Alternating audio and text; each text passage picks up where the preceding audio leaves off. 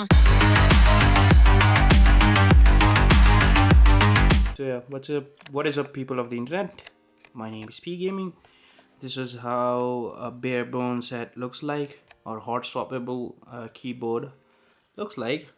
And usually it has those inserts where the pin is going to go. So let me just showcase you how to install those pins. Let me just bring it. I'm holding my camera with one hand, or say the DSLR, so kindly bear with me. This is how the switch looks like. These are the keychron, silent yellows, and let me just play it for you as well.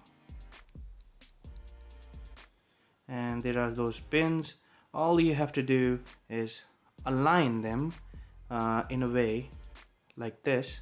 So as you can see, those pins should go in those inserts, the two inserts that you see on the top.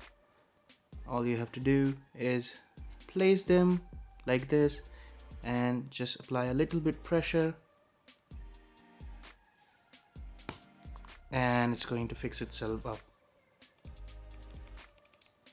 So yeah, I mean, this is how you basically install the switches on your mechanical keyboard.